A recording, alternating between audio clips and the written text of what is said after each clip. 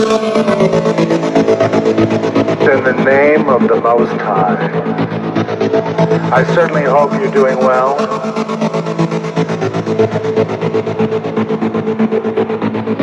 Many people don't realize there's such a thing as a cardboard town.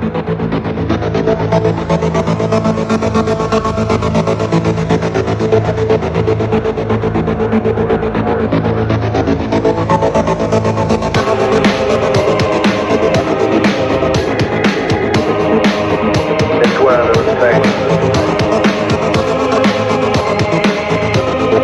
You don't want to throw mud or bricks or even sticks in a cardboard town. You gotta watch your language in a cardboard town.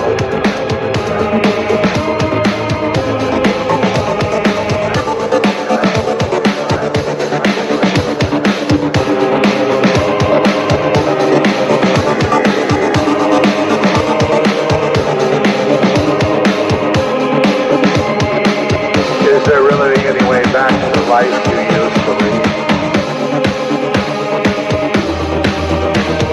The cardboard counts for them, but they don't know it. I wish to God they wouldn't throw it, but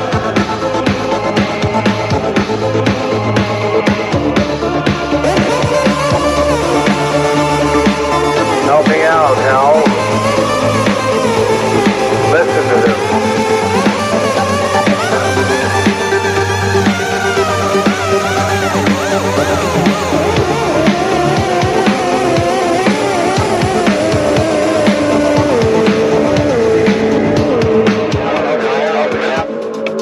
Hey, how you doing out there? You listening to the Zeph report?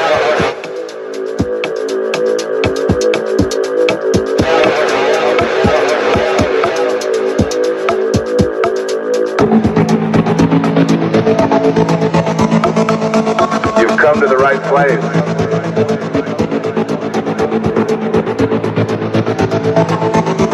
Really sad for those who don't take care of that cardboard town. They got like a couple of barber shops and a cake maker right down the street there.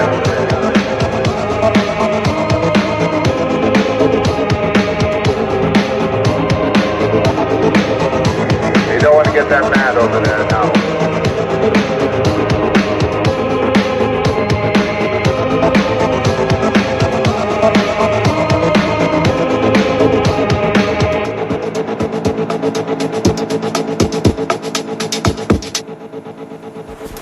Hi everyone, that's Zeph Daniel from the 20 on 20 campaign, and you can tune into 20 on 20 every month on the 20th of the month for myself and Zeph and Trish. Everybody gets together for prayer and meditation to end human trafficking by the year 2020. Welcome to the Porthole to Justice, the window to the truth. It is Thursday, December 12th, 2019. I am live from Dallas, Texas.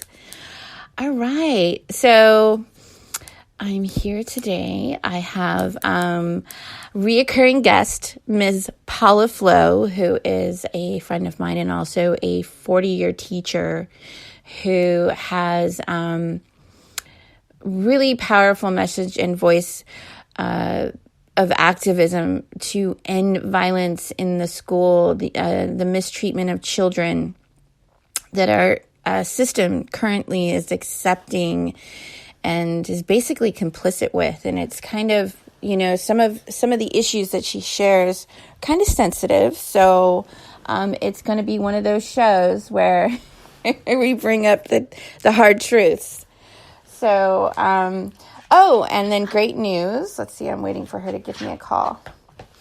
Let's see, I'm going to talk about, Zeph and Trish are coming out with a film called Girl Next. And I think I'll talk about that more after the bottom of the hour, but you can check out the trailer. Well, there's going to be a new trailer coming out, but there's a brief kind of trailer that's posted in Social Media News Network. So you can go over there and check that out. It looks pretty good. It's going to be gory. All right, let's see. Paula, are you here? Let me go ahead and... I try to play the music, so that I can post and share the show prior to going live onto social media so people know I'm here in case they want to join the live chat. It's always nice to see some friends there. Let's see. Waiting for her to call. And if you don't want to listen to the music, the intro music, you can always, if you're not listening to the show live, you can always there's like a little dial at the bottom. You can just scroll forward. Okay, stand by.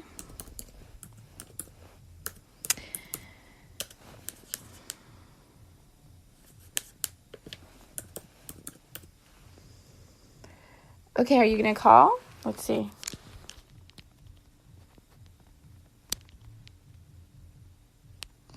Okay, she's texting me.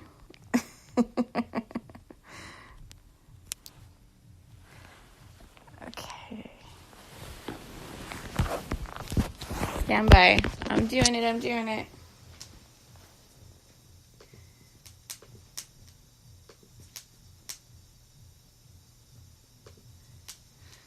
Go ahead and call in, Paula. Can you hear?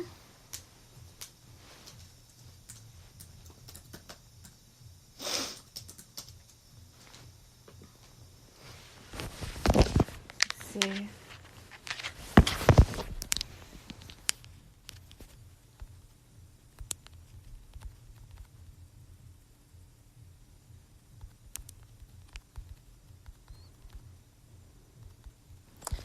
All right. Well, I will continue to talk about Girl Next. So super excited and very proud of Zeph and Trish. It's a feature film produced by Zeph E. Daniel. And he's also the author of the original screenplay.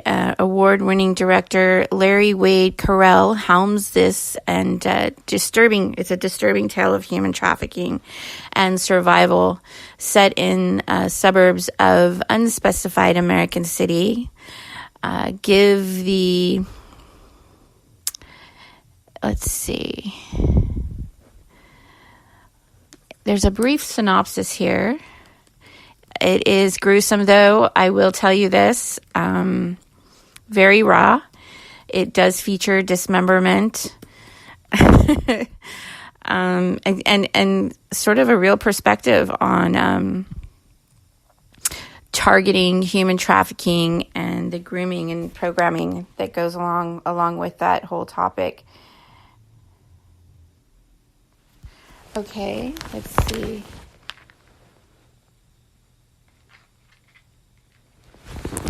She's saying she can't get through.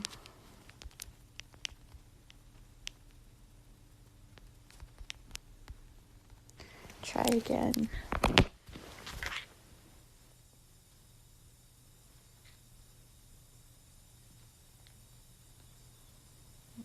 What is this? I've got this new iPhone, and I don't know how to open it. There is no button. There's no home button. Oh no. You have to call me. Oh no, it's 818 4.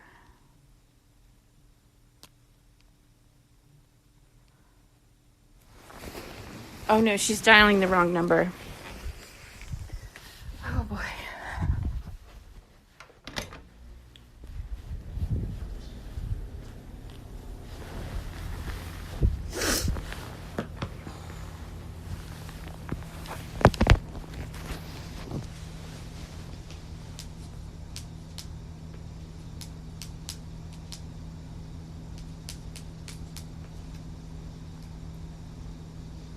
Go ahead and call Paula. Go ahead. Standing by, because I can't.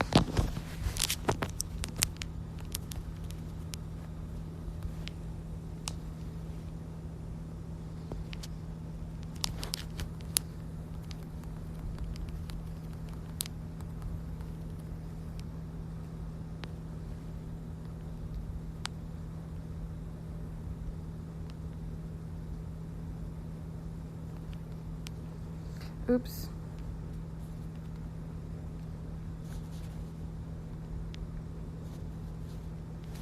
Here she is.